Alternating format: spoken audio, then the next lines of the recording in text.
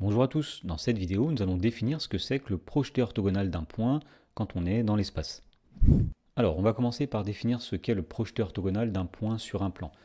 Alors on peut rappeler déjà l'idée quand on est dans le plan, justement, si on a une droite et qu'on a un point M comme ceci, eh bien ce qu'on appelait le projeté orthogonal du point M sur la droite, eh bien c'était le point qu'on appelait H comme ceci, qui était obtenu en traçant la perpendiculaire à la droite passant par le point M. Donc ici, nous avions un angle droit.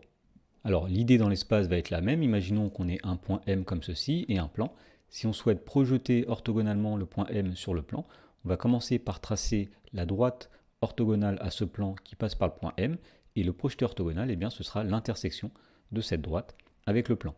Alors plus précisément, la définition nous dit que le projeté orthogonal d'un point M sur un plan P, eh bien, c'est le point H qui est l'intersection du plan P avec la droite passant par M qui est orthogonale au plan. Dans l'exemple, on nous dit soit BCD EFGH un cube et on nous demande de déterminer le projeté orthogonal du point E sur le plan CDG. Alors d'après la définition, pour trouver ce projeté orthogonal, il s'agit de tracer la droite qui est orthogonale au plan CDG, c'est-à-dire le plan qui est derrière, et qui passe par le point E. Cette droite-là, c'est tout simplement la droite EH. On voit que cette droite-là sera orthogonale au plan CDG, et elle passe bien par le point E. Et donc, par définition, le projeté orthogonal du point E sur le plan CDG, ce sera le point d'intersection de cette droite avec le plan CDG. Le point d'intersection, c'est le point grand H. Donc nous pouvons dire que le projeté orthogonal du point E sur le plan CDG, c'est H. Alors, le théorème suivant nous dit qu'en fait, le projeté orthogonal d'un point M sur un plan P, c'est le point H qui est le plus proche du point M. Donc on voit ici effectivement sur la figure que le point H qui est le projeté orthogonal, c'est celui qui aura une distance la plus petite, minimale, par rapport à tous les points qu'on appelle H' qui sont contenus dans le plan P. Et donc nous allons faire la démonstration de ce théorème. Alors il y aura deux cas finalement de figure à distinguer. Le premier cas, c'est si le point M appartient au plan P. Dans ce cas-là, tout simplement, le point M est son propre projeté orthogonal, c'est-à-dire que le point grand M est égal au point grand H, et donc dans ce cas-là, puisque M égale H, la distance MH vaut 0, ce qui veut bien dire que le point H, le projeté orthogonal du point M, c'est-à-dire lui-même dans ce cas-là, c'est bien le point le plus proche de M, parce que si on prend n'importe quel point autre dans le plan, la distance sera strictement positive par rapport au point M. Alors le deuxième cas de figure, c'est si jamais le point M n'appartient pas au plan P. Dans ce cas, si on note toujours grand H, le projeté orthogonal du point M, et si on prend H', un point qui est autre que le point grand H qui est dans le plan P, on voit que le triangle MHH' sera rectangle en H. Et donc, puisque le triangle est rectangle en H, nous pouvons dire que l'hypoténuse, qui est la distance MH', sera strictement plus grande que les deux autres côtés en particulier, et donc ce sera plus grand que la distance MH. Et donc on en déduit finalement que le point grand H, ce sera bien le point du plan qui est le plus proche du point M. Nous allons voir maintenant ce qu'est le projeté orthogonal d'un point sur une droite. Alors l'idée va être à peu près similaire. Donc nous avons ici sur la figure un point M et nous avons une droite D qui est donnée. Et donc pour définir le projeté orthogonal du point M sur la droite D, on va tracer le plan qui est orthogonal à la droite D. Et donc le projeté orthogonal, ce sera l'intersection de ce plan avec la droite D. Et donc la définition nous dit que le projeté orthogonal d'un point M sur une droite D, c'est le point H d'intersection de la droite D avec le plan qui est orthogonal à la droite D et qui passe par M, c'est le plan que nous avons représenté en pointillé.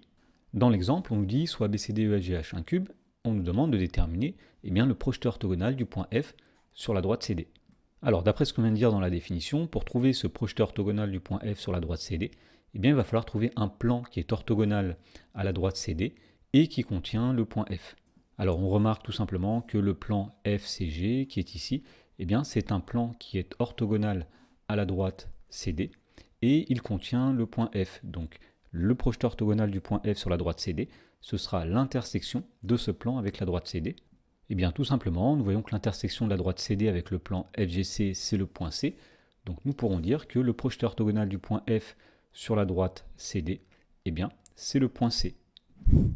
Dans l'exemple, on dit dans un repère orthonormé qu'on considère la droite D qui passe par le point A de coordonnées 1, moins 2, 1 et qui a pour vecteur directeur U qui a pour coordonnées moins 3, 1, 4. Et dans la première question, on nous demande tout d'abord de déterminer un système d'équations paramétriques de la droite D. Alors pour trouver un système d'équations paramétriques de D, tout simplement, eh bien, on va utiliser le point A et le vecteur directeur U. Donc ici nous allons mettre X, Y et Z. Nous avons un paramètre T.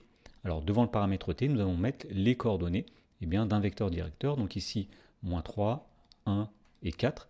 Et nous allons ajouter ici les coordonnées d'un point de la droite, c'est-à-dire les coordonnées du point A, donc plus 1, plus moins 2, plus 1. Et donc une équation paramétrique de la droite D, eh bien ce sera x égale moins t plus 1, y égale t moins 2 et z égale 4t plus 1. Dans la question numéro 2, on nous demande d'en déduire les coordonnées du point H, projeté orthogonal du point B qui a pour coordonnées moins 15, moins 10, 4 sur la droite D. Alors, avant de faire des calculs, on va essayer de comprendre la situation. Donc nous avons un point B dans l'espace comme ceci, et puis nous avons la droite D qui est comme ceci. Alors il y a un point A quelque part sur cette droite, mais nous savons surtout que la droite D a pour vecteur directeur le vecteur U. Et donc le projeté orthogonal du point B sur la droite D, ce sera le point H qui est obtenu finalement, de sorte que les droites BH et D soient perpendiculaires. Et donc l'équation que nous allons utiliser pour trouver les coordonnées du point H, c'est la suivante. C'est le fait que BH scalaire U égale à 0, autrement dit, les vecteurs BH et U sont orthogonaux. Alors cette équation est équivalente, donc nous allons mettre ici les coordonnées du vecteur BH. Alors sachant que le point H est un point de la droite D, nous pouvons donner ces coordonnées à partir d'un paramètre T. Donc finalement, trouver les coordonnées de H, ça revient à trouver le paramètre T qui lui est associé. Alors si on dit que les coordonnées du point H sont moins 3t plus 1, t moins 2 et 4t plus 1, donc le vecteur BH, nous allons faire les coordonnées de H moins les coordonnées du point B. Donc ici moins 15, moins 10, moins 4. Et donc ce vecteur, lorsqu'on va calculer son produit scalaire avec le vecteur U, qui a pour coordonnées moins 3, 1, 4, on obtiendra 0. Alors, ceci est équivalent, si on calcule un peu plus les coordonnées du vecteur BH, à, donc, moins 3t ici, donc plus 1, moins 15, plus 15, c'est-à-dire moins 3t, plus 16. Deuxième ligne, nous avons t moins 2, moins 10, donc t moins 2, plus 10, c'est-à-dire t plus 8. Et troisième ligne, nous avons 4t plus 1 moins 4, c'est-à-dire 4t moins 3. Et donc scalaire moins 3, 1, 4, tout ça doit être égal à 0. Alors on calcule ce produit scalaire avec l'expression analytique du produit scalaire puisque nous sommes dans un repère orthonormé. Donc nous allons faire xx' plus yy' plus zz'. Donc ici nous allons faire moins 3t plus 16 facteur de moins 3 plus t plus 8 facteur de 1 plus 4t moins 3 facteur de 4 qui doit être égal à 0. Et donc finalement, maintenant, nous n'avons qu'une équation avec une inconnue qui est le paramètre t, et si on connaît t, nous pourrons connaître les coordonnées du point H en remplaçant dans l'équation paramétrique de la droite D. Alors, résolvons cette équation, donc on va commencer par tout développer, donc moins 3t fois moins 3, nous allons avoir plus 9t, plus 16 fois moins 3, c'est-à-dire moins 48. Deuxième produit, nous avons t fois 1, donc c'est-à-dire t, plus 8 fois 1, c'est-à-dire 8, plus 4 fois t, c'est-à-dire 16t, moins 3 fois 4, c'est-à-dire moins 12, égale 0. Alors cette équation est équivalente, nous allons regrouper les t, donc 9t plus t dit t, plus 16t, ce qui fait 26t. Les constantes maintenant, nous avons moins 48 plus 8, donc moins 40 moins 12, c'est-à-dire moins 52, et le tout doit être égal à 0, donc on en déduit que le nombre t est égal à 52 divisé par 26, c'est-à-dire 2. Et donc nous avons trouvé que le point grand H, c'est le point de la droite D qui a pour paramètre t égale 2. Donc il suffit de remplacer t par 2 dans l'équation paramétrique. Donc nous allons avoir pour x moins 3 fois 2 plus 1, c'est-à-dire moins 6 plus 1, moins 5. Pour y, nous avons t moins 2, c'est-à-dire 2 moins 2, autrement dit 0. Et pour z, nous faisons 4 fois 2 plus 1, c'est-à-dire 8 plus 1, c'est 9. Autrement dit, les coordonnées du point H sont moins 5, 0 et 9. Pour finir, nous allons parler de distance d'un point à une droite ou à un plan dans l'espace.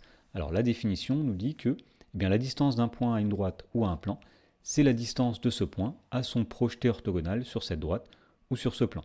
Donc par exemple, si on veut faire la distance d'un point à un plan, imaginons qu'on ait un point M ici, nous allons calculer la distance MH, où H est le projeté orthogonal du point M sur le plan. De même, si on a un point M qui est ici et une droite D, pour trouver la distance du point M à la droite D, eh bien nous allons calculer la distance du point M à son projeté orthogonal H sur la droite D. Dans l'exemple, on nous dit qu'on considère un cube ABCDEFGH de côté 1, K est le point à la droite DF, tel que le vecteur DK, ce soit 2 tiers du vecteur DF. On nous dit que l'espace est muni du repère orthonormé D, DA, DC et DH, et dans la première question, on nous demande de trouver les coordonnées du point K. Alors pour trouver les coordonnées du point K, nous allons partir de la relation DK égale 2 tiers de DF. Alors les vecteurs DK et DF, nous allons donner leurs coordonnées. Donc pour le vecteur DK, nous allons mettre les coordonnées du point K qu'on ne connaît pas, qu'on va appeler X, Y et Z, moins les coordonnées du point D. Alors puisque le point D est l'origine du repère, ces coordonnées, ce sont 0, 0, 0. Et donc ce vecteur-là doit être égal à 2 tiers du vecteur DF. Donc nous prenons bien, les coordonnées du point F. Alors pour aller de D à F, on parcourt une fois le vecteur DA, une fois le vecteur DC et une fois le vecteur DH. Donc les coordonnées du point F sont 1, 1 et 1 dans le repère D, DA, DC, DH, moins les coordonnées du point D. Donc nous avons dit que c'était 0, 0 et 0.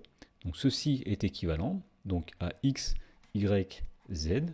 Alors x va être égal à 2 tiers fois 1, y va être égal à 2 tiers fois 1, et z va être égal à 2 tiers fois 1. Donc x c'est 2 tiers, y c'est 2 tiers, z c'est 2 tiers. Autrement dit, les coordonnées du point K, eh bien, c'est 2 tiers, 2 tiers et 2 tiers. Dans la question numéro 2, on nous demande de montrer que le point K est le projeté orthogonal du point E sur la droite DF. Alors, puisqu'on sait que le point K il appartient à la droite DF, eh bien, il suffit de démontrer que le vecteur EK est orthogonal au vecteur DF. Donc pour cela, on va calculer un produit scalaire. Nous allons faire EK scalaire DF. Alors les coordonnées du vecteur EK, nous mettons les coordonnées du point K, c'est-à-dire 2 tiers, 2 tiers, 2 tiers, moins les coordonnées du point E. Alors les coordonnées de E, c'est 1, 0, 1. Donc ici, nous mettons 1, 0 et 1. Et nous allons calculer le produit scalaire de ce vecteur avec le vecteur df. Alors le vecteur df, nous l'avons calculé dans la question d'avant. Il a pour coordonnées 1, 1, 1. Autrement dit, ici, on est ramené à calculer le produit scalaire. Donc 2 tiers moins 1, c'est-à-dire moins 1 tiers. 2 tiers moins 0, c'est 2 tiers. 2 tiers moins 1, moins 1 tiers. Scalaire, le vecteur 1, 1 et 1. On utilise alors l'expression analytique du produit scalaire. Donc x' plus y' plus zz'. Donc on fait moins 1 tiers fois 1, plus 2 tiers fois 1, plus moins 1 tiers fois 1. Alors moins 1 tiers fois 1, on a moins 1 tiers, plus 2 tiers, moins 1 tiers, et nous voyons qu'il reste 0. Et bien tout cela démontre que le point K, c'est le projeté orthogonal du point E sur la droite DF. Et pour finir, dans la question 3, on nous demande d'en déduire la distance du point E à la droite DF.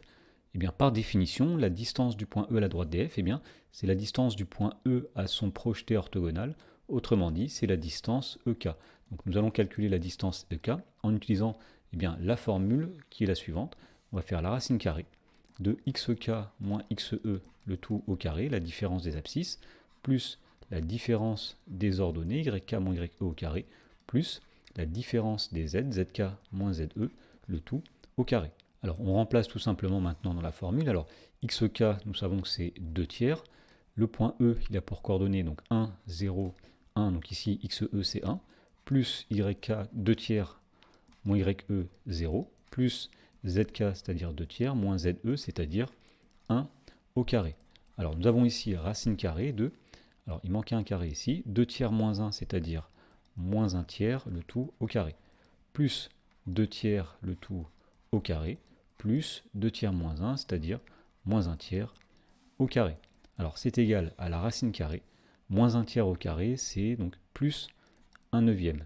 2 tiers au carré, c'est-à-dire 4 neuvièmes, plus moins 1 tiers au carré, c'est-à-dire 1 neuvième. Alors 1 neuvième plus 4 neuvièmes plus 1 neuvième, c'est-à-dire racine carrée de 6 neuvièmes. Autrement dit, c'est racine carrée de 2 tiers.